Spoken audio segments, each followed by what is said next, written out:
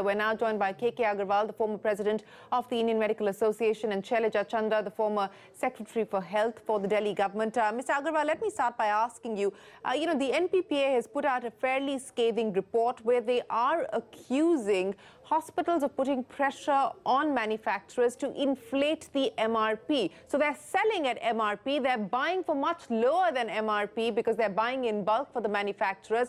And they're also, in a sense, saying that, look, the manufacturers are actually not benefiting from the higher MRP. It's the hospitals who are profiteering. How do you respond to that?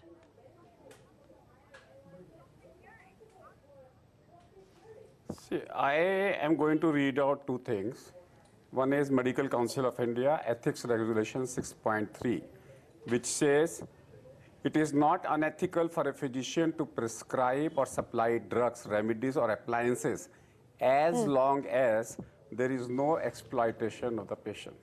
Therefore, it is a responsibility of the doctor to see to it there is no exploitation of whatever he prescribes to. There is a Samira Kohli Who decides what is exploitation, sir? Which talks about... Mr. Aggarwal, who decides what is exploitation? Because the NPPA very clearly seems to be saying in its report, the NPPA is saying in its report that hospitals are guilty of profiteering. They're guilty of... Yes, sir, go ahead. I am saying the same thing. Just listen to me. I'm saying there is another Supreme Court judgment which says cost has to be reasonable.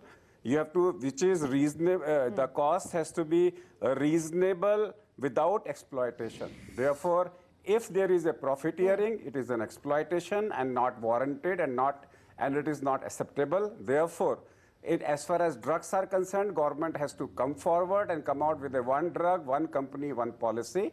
And all the essential items and disposable. So syringe is an essential item. Needle is an essential item. IV set is an essential item. They all should be price capped, and that price cap has to be reasonable. I am with you. I'm saying whatever is happening is wrong. Delhi government is trying to come out with this capping shortly, and we have asked all the hospitals to do a self-regulation. This types of a profiteering is neither allowed by Medical Council of India nor allowed by the Samira Kohli Supreme Court judgment. Okay, so you're saying that the government should, in fact, bring in price caps when it comes to essential disposables like syringes, etc. And the NPPA report has brought up the issue of catheters as well. But Shailaja Chandra, the NPPA here is saying that, look, we need policy intervention.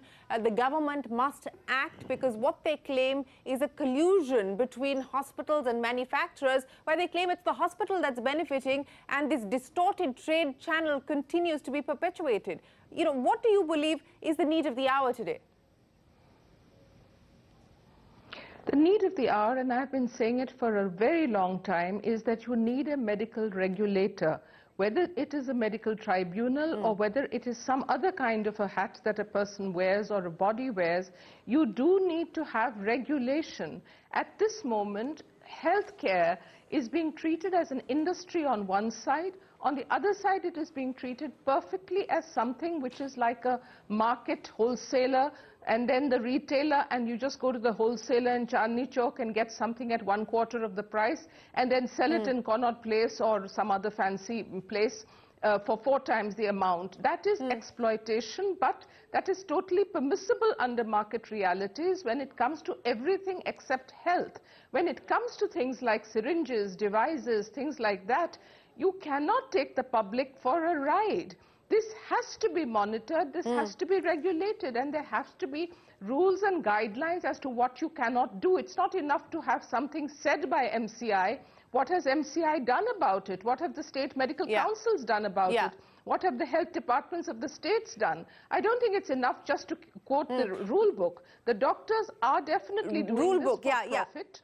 And it is because it is being treated as an industry. The minute it is treated as an industry, they will do all the things. There is no audit of this kind being carried out. The audit is of a completely different nature. You need auditors who will go into this. I remember getting a complaint that a person had been billed for 64 packets of gloves He said, my wife did not even require gloves to be used on her. Maybe on one day in the operation, 64 packets couldn't have been used.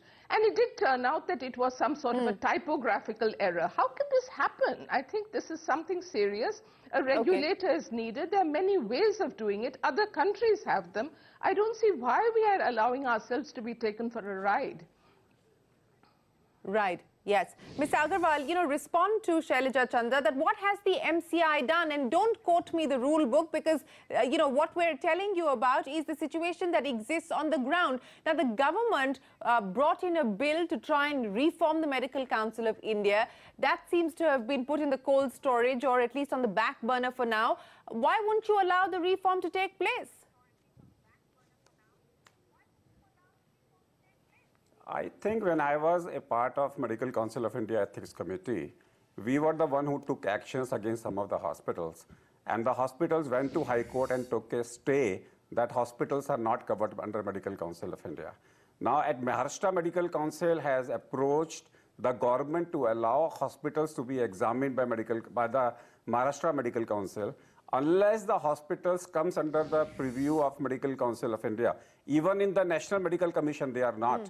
So question is that the Indian Medical Council Act has to be amended, that all the hospitals also needs to be covered under the disciplinary action of Medical Council of India. I agree with you. If the hospitals are not, today there is a High Court judgment that says hospitals are not under Medical Council of India Code of Ethics. And that's the reason their ethics are different. They have a business ethics and medical profession has a medical ethics. Okay, Shailaja Chandra, I'll end by asking you, as I said, that bill was meant to be taken up. Then there was this strike that was called. It's been pushed on the back burner for now. But do you believe, price cap is the answer even when it comes to not just drugs, but even disposables? Yes, I do feel so. I think as far as drugs are concerned, it would not be really in the interests of patients to be forced to take only something that is listed.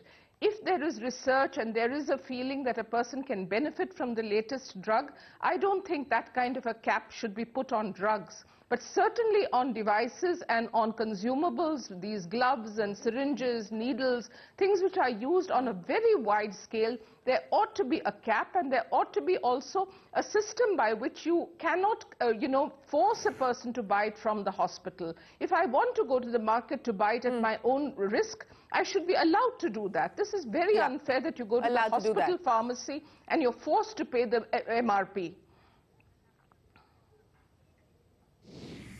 No, you're absolutely right, and that is something that the NPPA report also points to. But this is, as we mentioned, a report that has analyzed bills put forward by 4 hospitals in the National Capital Region. What the government intends to do by way of policy action is the question that we hope to have answered over the next few weeks. Shailaja Chandra and KK Aggarwal, always a pleasure. Appreciate you joining us here on CNBC TV.